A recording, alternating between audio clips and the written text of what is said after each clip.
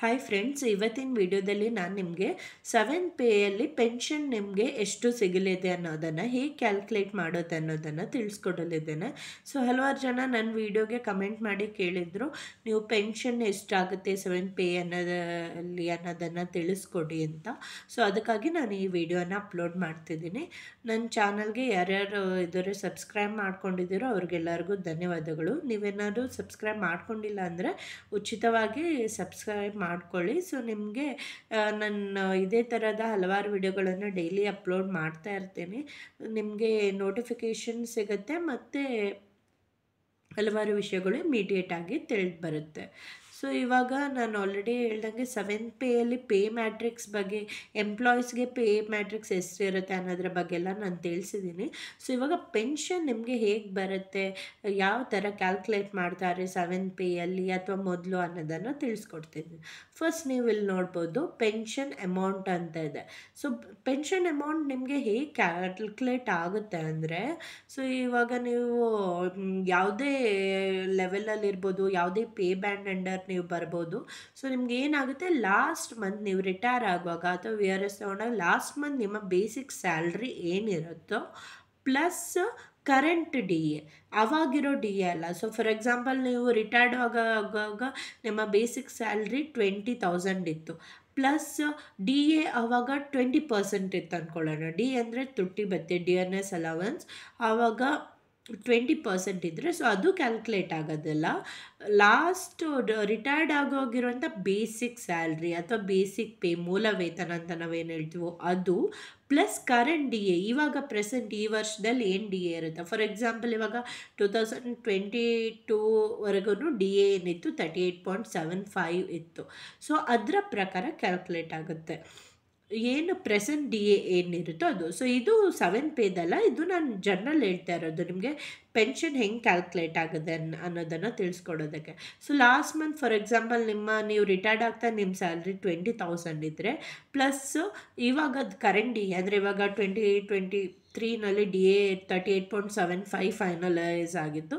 So ಅದ್ರದ್ದು ಆ D A 7,750 rupees ಆಗುತ್ತೆ. ಅಂದರೆ 20,000 38.75% ಅಂದರೆ ನಿಮಗೆ 7,750 ರೂಪಾಯಿ ಆಗುತ್ತೆ. ಸೊ ಟೋಟಲಾಗಿ ನಿಮಗೆ ಇದುವರೆಗೆ ಪೆನ್ಷನ್ ಎಷ್ಟು ಬರ್ತಿರುತ್ತೆ ಇದರ ಪ್ರಕಾರ ಅಂದರೆ 27,050 ರೂಪಾಯಿ ಪೆನ್ಷನ್ ಸಿಗ್ತಿರುತ್ತೆ. ಇದು ಓಲ್ಡ್ ಮೆಥಡಲ್ಲಿ, ಓಲ್ಡ್ 7th ಪೇ ಅಲ್ಲಲ್ಲ ನಾನು ಹೇಳ್ತಿರೋದು, ಓಲ್ಡಾಗಿ ಪೆನ್ಷನ್ ಈ ಥರ ಕ್ಯಾಲ್ಕುಲೇಟ್ ಆಗ್ತಿರೋದು. ಇವಾಗ 7th ಪೇಯಲ್ಲಿ ನಾನು ಆವಾಗಲೇ ವಿಡಿಯೋದಲ್ಲಿ ತಿಳಿಸ್ತಿರೋ ಹಾಗೆ 7th ಪೇ ನಿಯಮ ಜಾರಿಗೆ ಬಂದ ತಕ್ಷಣ, 7th ಪೇ ಅಪ್ರೂವ್ ಆದ ತಕ್ಷಣ ನಿಮಗೆ ಡಿ ಎ 51% ಆಗುತ್ತೆ ಅಂತ ಆಲ್ರೆಡಿ ಅನೌನ್ಸ್ ಮಾಡಿದ್ದಾರೆ. ಸೊ 51% ಡಿ ಎ ಆಗುತ್ತೆ. 51% ಅಂದರೆ ನಾನು ಆಲ್ರೆಡಿ ಹೇಳ್ದಂಗೆ 51% ಆಫ್ 20,000 ಅಂದರೆ 51% ಆಫ್ 58% 20,000 51% ಅಂತ ಆಗುತ್ತೆ. ಸೊ ಅದು ಎಷ್ಟಾಗುತ್ತೆ ಆ ಅಮೌಂಟು ನಿಮಗೆ 20,000ಗೆ 51% ಅಂದರೆ 10,200 ಅಂದರೆ 10,200 ರೂಪಾಯಿ ನಿಮಗೆ ತುಟ್ಟಿ ಭತ್ಯೆನೇ ಸಿಗಲಿದೆ 7th ಪೇ ಕಮಿಷನಲ್ಲಿ. 7ನೇ ವೇತನ ಆಯೋಗದ ಜಾರಿಗೆ ಬಂದ ತಕ್ಷಣ ನಿಮಗೆ ತುಟ್ಟಿ ಭತ್ಯೆನೇ 10,200 ರೂಪಾಯಿ ಸಿಕ್ತು. ನಾನಿಲ್ಲೊಂದು ಜಸ್ಟ್ ಎಕ್ಸಾಂಪಲ್ ತೊಗೊಂಡಿದ್ದೀನಿ 20,000 ಬೇಸಿಕ್ ಸ್ಯಾಲ್ರಿ ಅಂತ. ಸೊ ನಿಮಗೆ ಎಷ್ಟು ಪೆನ್ಷನ್ ಬರ್ತಿರುತ್ತೋ, ನಿಮ್ಮ ಲಾಸ್ಟ್ ರಿಟೈರ್ಡ್ ಆಗ್ತಾ ಸ್ಯಾಲ್ರಿ ಎಷ್ಟಿತ್ತೋ ಅದ್ರ ಪ್ರಕಾರ ನೀವು ಪರ್ಸೆಂಟೇಜನ್ನು ಕ್ಯಾಲ್ಕುಲೇಟ್ ಮಾಡ್ಕೊಳ್ಬೋದು. ನಾನಿವಾಗ ಇದು ಎಕ್ಸಾಂಪಲ್ಗೋಸ್ಕರ 20,000 ಅಂತ ಅಮೌಂಟ್ ತೊಗೊಂಡಿದ್ದೀನಿ. ಸೊ ಅದ್ರ ಪ್ರಕಾರ ಇವಾಗ 20,000 ನಿಮ್ಮ ಸ್ಯಾಲ್ರಿ ಇದ್ದರೆ ರಿಟೈರ್ಡ್ ಆಗ್ತಾ ನಿಮಗೆ 7th ಪೇ ಕಮಿಷನ್ ಪ್ರಕಾರ ತುಟ್ಟಿ ಭತ್ಯೆ 10,200 ರೂಪಾಯಿ ಸಿಗಲಿದೆ.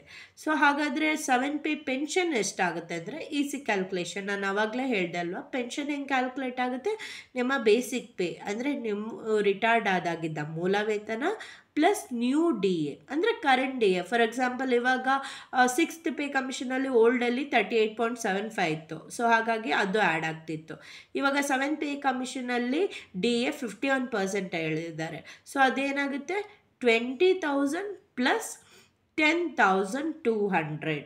ಓಕೆ, ಸೊ ಇವಾಗ 20,000 ನಿಮ್ಮ basic salary plus 10,200 new D A ಸೇರಿ ಟೋಟಲ್ ಆಗಿ ನಿಮ್ಮ ಪೆನ್ಷನ್ ಎಷ್ಟಾಗಲಿದೆ ಅಂದರೆ 30,200 ಆಗಲಿದೆ. ಅಂದರೆ 20,000 ಬೇಸಿಕ್ ಮೂಲ ವೇತನ ಪ್ಲಸ್ಸು 10,200 ರೂಪಾಯಿ ಸೇರಿ ನಿಮ್ಮ ಇದು ಹೊಸ ಪೆನ್ಷನ್ ಎಷ್ಟಾಗಲಿದೆ ಅಂದರೆ 30,200 ರೂಪಾಯಿ ಆಗಲಿದೆ 7th ಪೇ ಅಡಿಯಲ್ಲಿ. ಸೊ ಹೀಗೆ ನಾನು ಹೇಳ್ದಂಗೆ ಇನ್ನು ಏಯ್ತ್ ಪೇ ಕಮಿಷನನ್ನು ಕೂಡ ಜಾರಿಗೆ ತರಬೇಕು ಅಂತ ಹಲವಾರು ಡಿಸ್ಕಷನ್ಗಳಾಗ್ತಾ ಇದೆ. ಸೊ ಅದರಲ್ಲಿ ನಿಮಗೆ ನ್ಯೂ ಡಿ ಎ ಆವಾಗ ಕ್ಯಾಲ್ಕುಲೇಟ್ ಆದಾಗ ಮತ್ತೆ ಏನು ನಿಮ್ಮ ಬೇಸಿಕ್ ಪೇ ಇರುತ್ತೆ ಪ್ಲಸ್ ಅದರೊಟ್ಟಿಗೆ ಆ ನ್ಯೂ ಡಿ ಎ ಆ್ಯಡ್ ಆಗುತ್ತೆ. ಸೊ ಇನ್ನೊಂದು ವಿಷಯ ಇಲ್ಲಿ ಏನಂದರೆ, ನೀವು ಆಲ್ರೆಡಿ ನೋಡ್ತಿರ್ಬೋದು, ನಾನು ಹಳೆ ವಿಡಿಯೋದಲ್ಲಿ ಕೂಡ ಮೆನ್ಷನ್ ಮಾಡಿದ್ದೀನಿ.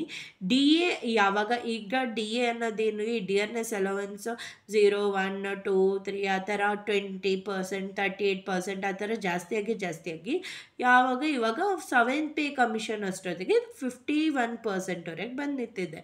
ಸೊ ಈ 50%ಗಿಂತ ಡಿ ಎ ಯಾವಾಗ ಜಾಸ್ತಿ ಆಗುತ್ತೋ, ಸೊ ಅವಾಗ ಏನು ಡಿ ಎ ಅಮೌಂಟ್ ಅಂದರೆ ಈ ತುಟ್ಟಿ ಭತ್ಯೆ ಅಮೌಂಟ್ ಏನಿರುತ್ತೋ ಈ ಹಣ ನಿಮ್ಮ ಬೇಸಿಕ್ ಪೇಗೆ ಆ್ಯಡ್ ಆಗುತ್ತೆ. ಅಂದರೆ ಇವಾಗ 7th ಪೇ ಕಮಿಷನಲ್ಲಿ ಜಾರಿಗೆ ಬಂದ ತಕ್ಷಣ ಏನಾಗುತ್ತೆ ಅಂದರೆ, ನಿಮ್ಮ ಬೇಸಿಕ್ ಪೇನೇ 20,000 ಪ್ಲಸ್ 10,200 ಇದೆಯಲ್ಲ, ಬೇಸಿಕ್ ಪೇನೇ 30,200 ಆಗಿಬಿಡುತ್ತೆ. ನೆಕ್ಸ್ಟ್ ಇವಾಗ 8th ಪೇ ಕಮಿಷನ್ ಜಾರಿಗೆ ಬಂತು ಅಂದರೆ ಅವಾಗ ಡಿ ಎ ಅವರು 52% ಅಥವಾ ಇದ್ರ ಮೇಲೆ ಜಾಸ್ತಿ ಮಾಡಲ್ಲ. ಏನು ಮಾಡ್ತಾರೆ ಅಂದರೆ ಮತ್ತೆ 0ದಿಂದ ಸ್ಟಾರ್ಟ್ ಮಾಡ್ತಾರೆ. ಸೊ 30,200 ಪ್ಲಸ್ ಹೊಸ ಡಿ ಎ, ಫಾರ್ ಎಕ್ಸಾಂಪಲ್ ಒಂದು 2% ಡಿ ಎ ಕೊಡ್ತಾರೆ ಅಂದ್ಕೊಳ್ಳೋಣ. ಸೊ ಅದರ ಮೇಲೆ ಆ ಥರ ಕ್ಯಾಲ್ಕುಲೇಷನ್ ಸ್ಟಾರ್ಟ್ ಆಗುತ್ತೆ. ಸೊ ಯಾಕಂದರೆ ಒಂದು ಸಲ ಡಿ ಎ 50% ರೀಚ್ ಆದ ತಕ್ಷಣ ಅವ್ರೇನು ಮಾಡ್ತಾರೆ ಅಂದರೆ, ಏನು ತುಟ್ಟಿ ಭತ್ಯೆ ಅಮೌಂಟ್ ಇರುತ್ತೋ ಅದನ್ನು ನಿಮ್ಮ ಮೂಲ ವೇತನಕ್ಕೆ ಆ್ಯಡ್ ಮಾಡಿಬಿಡ್ತಾರೆ. ಸೊ ನಿಮ್ಮ ಬೇಸಿಕ್ ಪೇನೇ ಜಾಸ್ತಿ ಆಗಿಬಿಡುತ್ತೆ. ಅದಿನ್ನೂ ಅಡ್ವಾಂಟೇಜ್. ಯಾಕಂದರೆ ಈಗ ನಮ್ಮ ಬೇಸಿಕ್ ಪೇ ಜಾಸ್ತಿ ಆದಷ್ಟು ನಿಮ್ಮ ತುಟ್ಟಿ ಭತ್ಯೆ ಏನು ಕ್ಯಾಲ್ಕುಲೇಟ್ ಮಾಡ್ತಾರೋ ಅದು ಬೇಸಿಕ್ ಪೇ ಮೇಲೆ ಕ್ಯಾಲ್ಕುಲೇಟ್ ಮಾಡೋದಲ್ವ. ಹಾಗಾಗಿ ನಿಮಗೆ ಇನ್ನೂ ಜಾಸ್ತಿ ಉಪಯೋಗ ಆಗುತ್ತೆ. 51% ರೀಚ್ ಆಗಿರೋದ್ರಿಂದ 30,200 ಮೇಲೆ ನೆಕ್ಸ್ಟು ಇವಾಗ ಫಾರ್ ಎಕ್ಸಾಂಪಲ್ 8th ಪೇ ಕಮಿಷನಲ್ಲಿ 5% ಡಿ ಎ ಅಂತ ಮಾಡಿದರೆ, ಸೊ ಅದು 20,000 ಮೇಲೆ 5% ಆಗಿರೋದಿಲ್ಲ, ಅದು 30,200 ಮೇಲೆ 5% ಆಗಿರುತ್ತೆ. ಸೊ ಈ ಕ್ಯಾಲ್ಕುಲೇಟರನ್ನು ಈ ಥರ ಯೂಸ್ ಮಾಡಿಕೊಂಡು ನೀವು ನಿಮ್ಮ ಲಾಸ್ಟ್ ರಿಟೈರ್ಡ್ ಆಗ್ತಾ ಎಷ್ಟು ಸ್ಯಾಲ್ರಿ ಇತ್ತು ಅನ್ನೋದ್ರ ಮೇಲೆ ತಿಳ್ಕೊಂಡು ಪೆನ್ಷನನ್ನು ಈ ರೀತಿಯಾಗಿ ಕ್ಯಾಲ್ಕುಲೇಟ್ ಮಾಡ್ಬೋದಾಗಿದೆ.